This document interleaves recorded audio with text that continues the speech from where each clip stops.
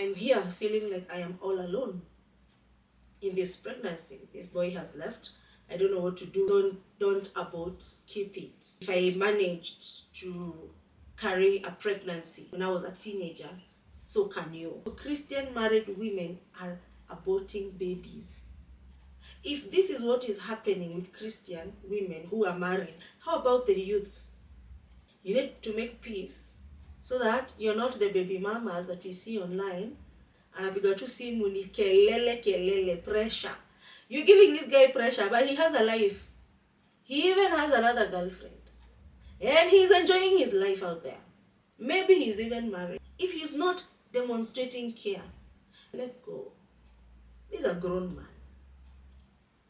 He's a grown man. If he wants to say, he knows that he has a child. If he's not present, he's not showing interest in the life of this child, stop pressuring him. Yeah. And let me just say, when I realized like I was not the first person to be a single mother, I stopped feeling pity for myself. You see how single mothers introduce themselves? I'm a single mother. I don't have a job. Being a single mother is not an identity. I don't like how my husband loves this child. Now when you come to co-parenting, there is an issue, madrama, co-parenting. Maybe you're single and you're co-parenting. You're not the first person to face drama. Actually, the person who is married to that man is the legitimate wife. And whatever happens, God fights for the marriage, not for your parenting. God fights for the marriage. God fights for the covenant in the marriage. God will help you if you cry to him. But if you focus your eyes, your attention, everything is towards this man because you want his check, his wallet. Hi everybody. How are you doing? My name is Annie Rukenya and I'm glad you're here. Please do me a favor, subscribe and share and comment. It helps us a lot to know what you love, and even when you engage with us, we know that you're watching and that you're being blessed by the work that we are doing on this podcast. So if you could just do us one favor, just subscribe, and also share our content with friends and family. So I'm here today to talk about, or to talk to single moms. I want to talk to you and single dads, but because I'm a woman and I was once a single mom for quite a long time, then I'll be able to only strongly speak to women, to single women.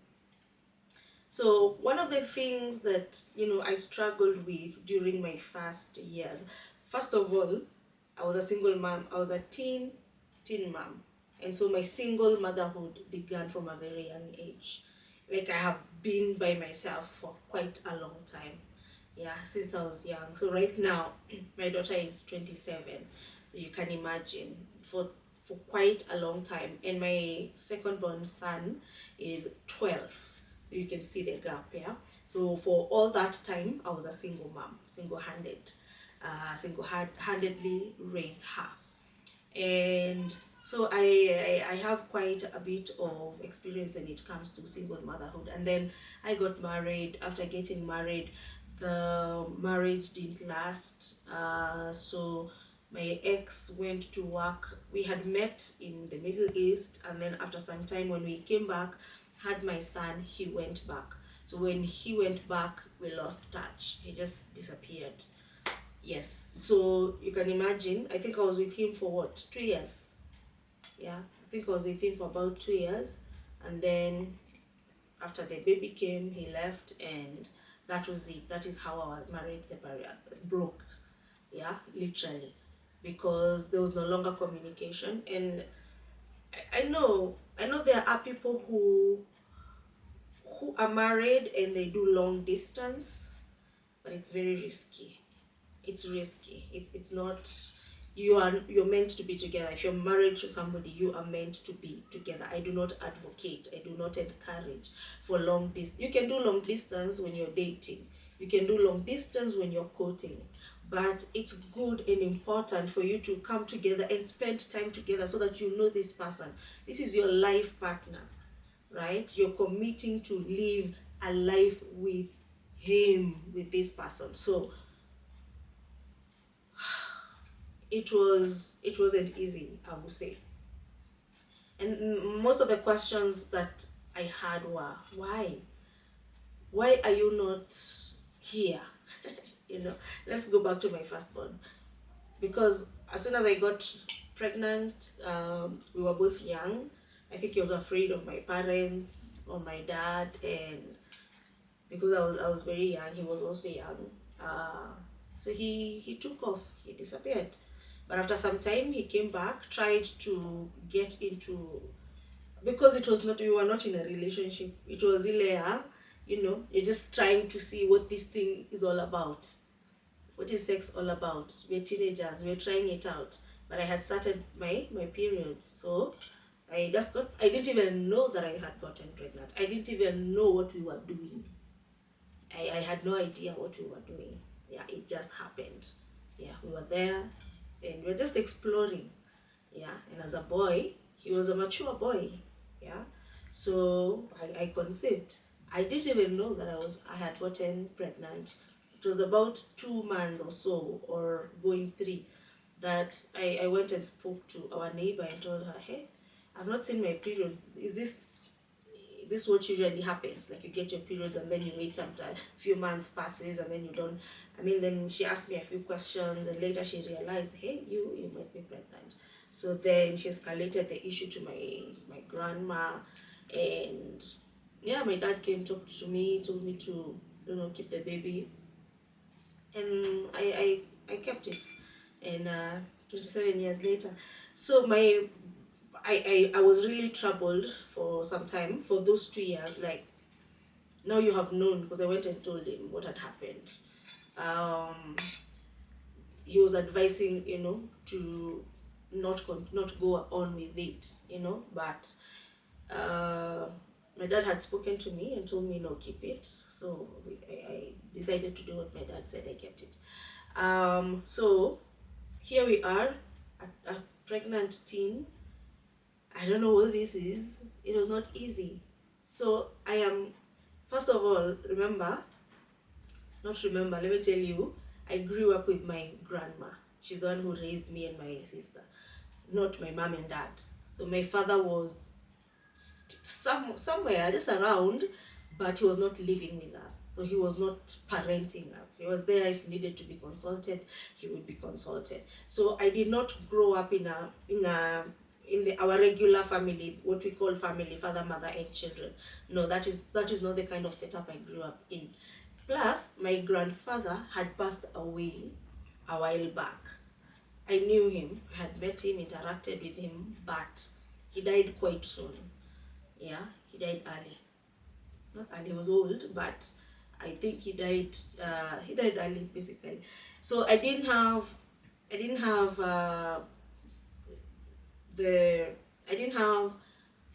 male and female as, the ones who are raising us. So it was just me, my sister, and my grandma. So these are 3 girls in the house. My cousins were younger, way younger, because my dad also and my mom had us when they were young. So my parents were also young parents. So my mom had left us at my grandma's, who is the mom to our dad.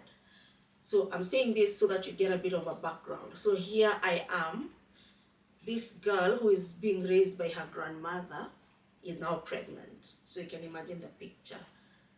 And I'm here feeling like I am all alone in this pregnancy. This boy has left. I don't know what to do with this. My grandma has not handled a pregnant woman for over 40 years. Yeah. So I'm there. I bring it up. So you're probably there and you're pregnant now, and your boyfriend or whoever it was, this thing just happened and you conceived, and you're wondering, what do I do? Don't abort, keep it. Yeah, don't do that. If I managed to carry a pregnancy all this long, not all this long, a pregnancy when I was a teenager, so can you. Okay, so abortion should not be your first choice.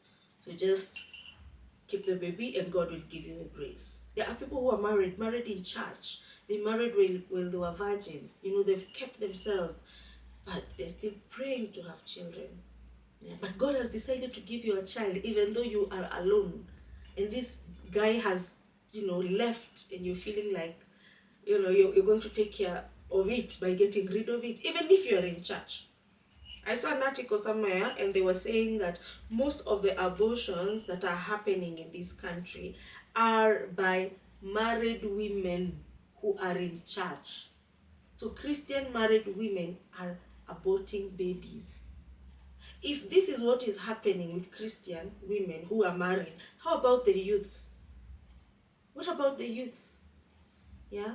What about the youths? So if we are not setting the pace, we are not showing, we are hiding our scars. I would be here, hiding my scars, because my daughter now is long gone. She has her own family. And I would, keep silent concerning her. Yeah, but no, I don't. I have never been ashamed of the fact that I was a teen mom. I don't hide it. I talk about it because I want to encourage the youth. Things can happen actually. Don't play around with boys. You can get pregnant. And when you get pregnant, this boy is going to run and you will be left alone. So there I was, alone. Carried the pregnancy. My grandma, of course, supported. It was not easy. It was not easy. But I managed to get through the season of pregnancy, and I had my baby. When the baby came, it was so difficult because she would cry. Yeah, she's been on the show, and we were talking about her upbringing, and how when she was a baby she used to cry, and I didn't know why she was crying, right? But later, now in adulthood, she comes to realize that she is what do you call this, lactose intolerant. And me, I would give her milk. Actually, I would boil milk, take the top layer of the cream, and then some milk, and mix it. So I would give her the thickest part of, the milk that I'm boiling. But she would cry. She would cry. I mean, I had a tough time. So I'm not telling you it's going to be easy. Imagine this is a teenager who has a mtoto akona mtoto, a child who is a parent to a child, and she has absolutely no idea what she's doing. I was hurting her, but I didn't know. Good thing now we're in the era of technology. You can use your phone. You can, you can consult a doctor online. Yeah, it's much easier. Back then, you go to Kenyatta, you stay there for 2 days, you've not even seen a doctor. It was not easy at all. So I'm not telling you keep the baby, things will be easy. No, that's not what I'm saying. I'm saying keep the baby. It will be hard, but you will make it out. Yeah, you will make it out. Nothing is easy. Even if you are married, bado ingekuwa ngumu. Even if you had your boyfriend there, it still would be hard. You will still go through some of the things that come with the baby. Come with parenting. But here you are. Now the problem is that you're single, you are alone, and you have this child. You have all these responsibilities. The thing that I want to talk about today, I want to touch on it, and I just want to plant these thoughts in your mind as a single parent. I want you to think about how the person left and why they left. And I want you to make peace with that. Make peace with how they left and why they left. You know why? Because you know what is happening to you? You sit down, you're looking at this child, all these things are looking at you. Like you need to do all these things. You need to pay the rent, you need to buy food, you need to be everything to this child. And it's when you have a boy, the pressure feels like it's much more. When it's a girl, it feels a bit easy. Slightly easy. It's rosier. But the thorns, when it comes to a baby boy, the thorns are much prickier. Yeah, they prick you. Why? Because you're like, I'm raising a boy and I don't want her to be a mama's boy. I want her to have a male voice. I know that's what even girls, they require a male voice in their lives. I lacked a male voice in my life. Growing with my sister, my grandmother, it was just us. So I did not have a male voice in my life.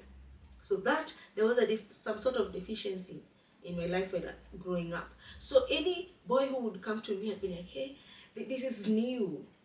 This is new to me. Even my cousins who were older than me, or we were the ones that we were age mates, were girls. Yeah, they were girls. So I didn't have any. The boys that were there were like neighbors. Our cousins were younger. So really, any boy would draw my attention. So don't feel like because you have a girl, it's going to be. You still have to pay extra attention to either it's a boy or a girl.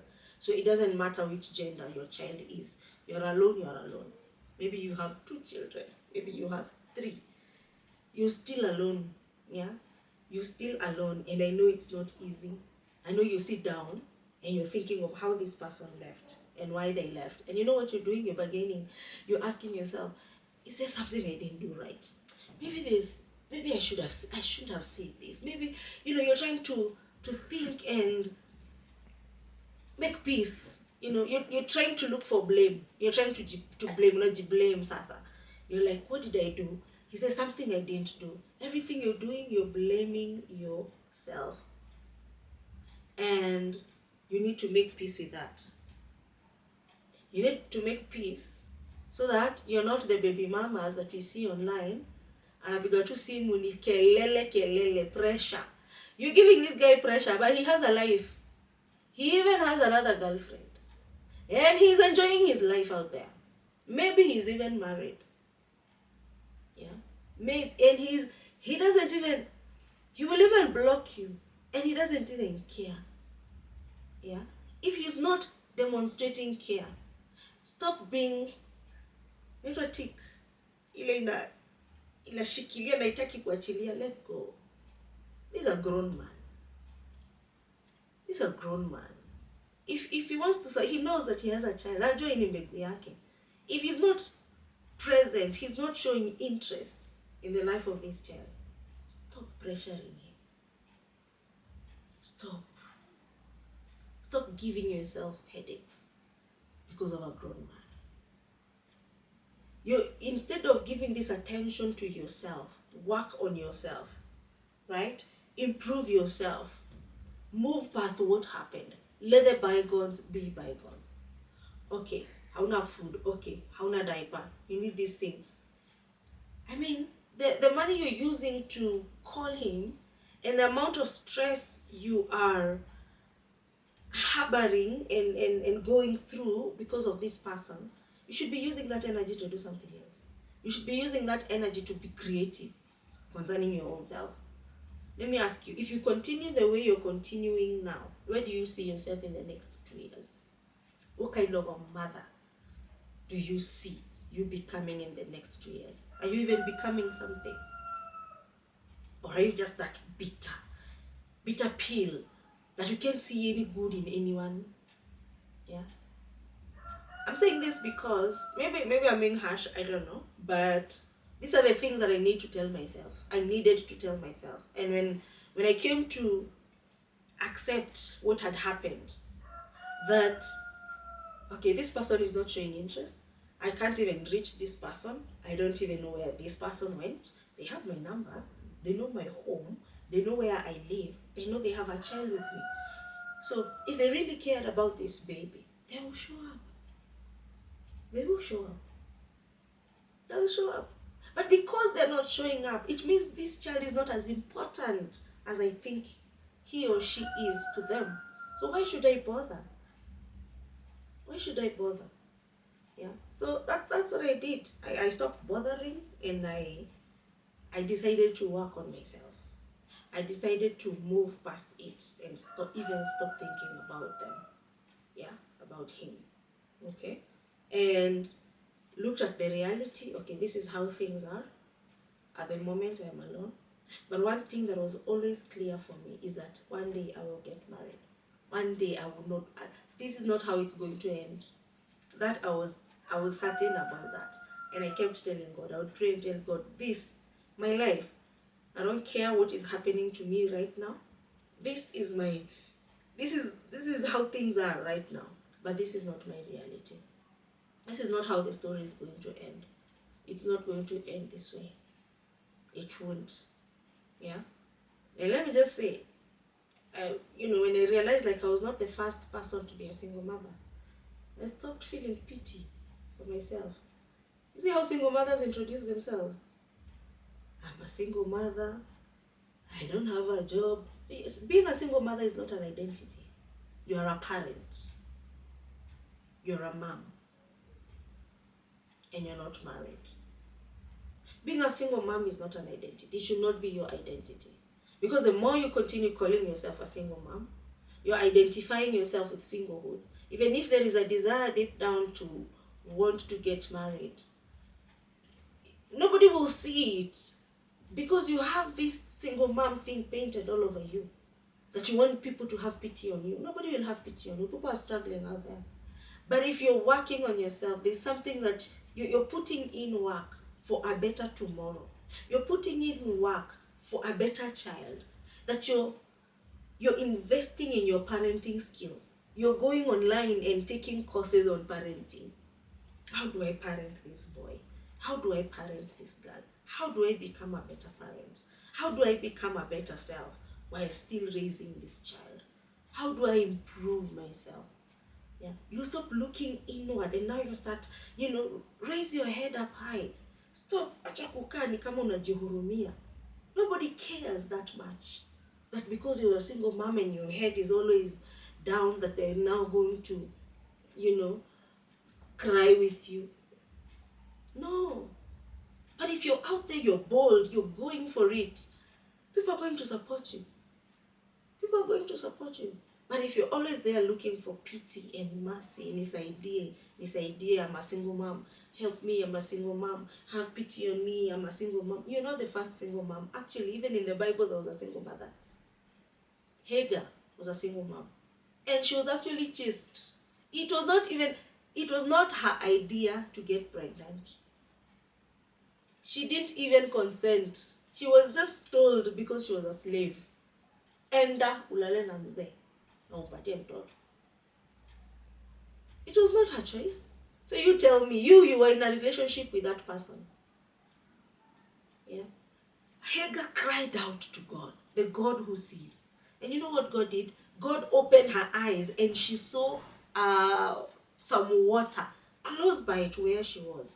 Because she thought her son was going to die. Let me read Genesis chapter 21. Sometimes when you're going through something, it's very easy to think you're the only one who is going through it.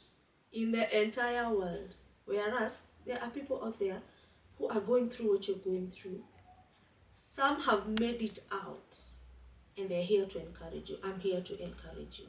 Yeah, because I know that it is possible for you to make it out. Yeah, it is possible.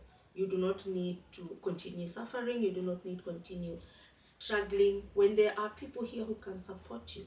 There are people who are here who can walk with you, like myself. So Hagar chapter 21, Genesis chapter 21. So the child grew, this is verse 8, and was weaned. Okay, and Abraham made a great feast on the same day that Isaac was weaned. And Sarah saw the son of Hagar the Egyptian, whom she had borne to Abraham, scoffing. Therefore she said to Abraham, cast out this bondwoman and her son, for the son of this bondwoman shall not be heir with my son, namely with Isaac. Let me tell you, just because you have a son with some, when I was growing up in my youth years, in my 20s, I used to think that when you give a man a child, giving a man a child is one way of keeping them. Yeah, I'm speaking in general terms because I know even people who are watching, some of them are not born again, so you may not be abstaining, yeah, from sexual activity, but you're there thinking, I'm gonna trap this man by giving him a child. You can't trap a man by giving him a child. It does not go. You know how many children men out here have? When yani kama imejiandika hapa, I have impregnated a woman. You're the only one who will have the scars and the marks of carrying a baby. He won't. And he will go out there and he can even start a relationship with somebody else and say they had never had a child. So, therefore she said, verse 10, to Abraham, cast out this bondwoman and her son, for the son of this bondwoman shall not be heir with my son, namely with Isaac. So this is after Sarah had already given birth to Isaac. And the matter was very displeasing in Abraham's sight because of his son. But God said to Abraham, do not let it be displeasing in your sight because of the lad or because of your bondwoman. Whatever Sarah has to say to you, listen to her voice. For in Isaac your seed shall be called.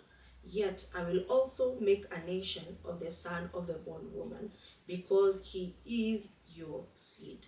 Now, I want you to get this. Abraham did what Sarah wanted. Sarah wanted Abraham to have a child with this bondwoman.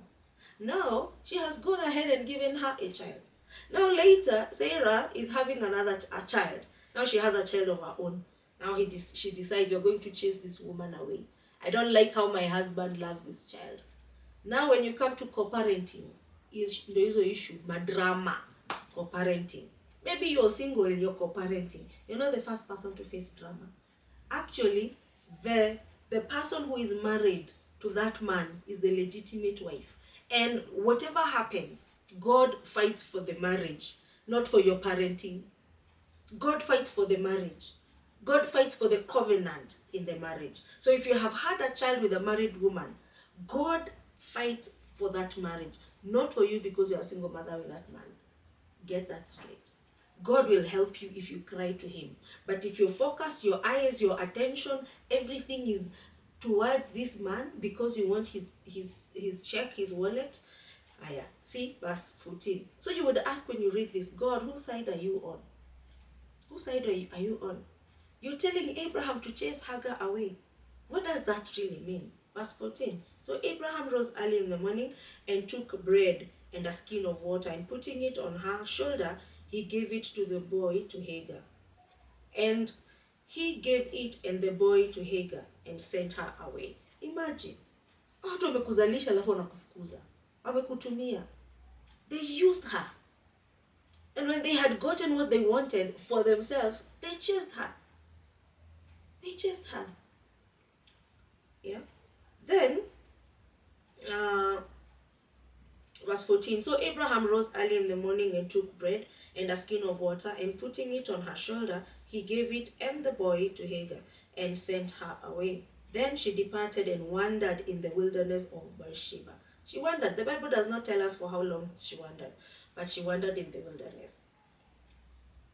Alizunguka, anenda huku. She was not going to a certain, or she didn't have a location. You see how you're saying, I don't know whether I'm going or coming. I don't know whether I'm going left or right. I don't know what to do. I don't know which direction to face. Yes, I get you. I have been there. Hagar has been there. She wandered in the wilderness. Not in the town. At least you're probably in a town. Or you're probably somewhere you can interact with people. She was with the boy only. Wandering. I was bound, but now I have been set free. But this is not the kind of freedom I wanted. I didn't want freedom, that now I am free. I'm no longer a bond servant to Abraham and Sarah.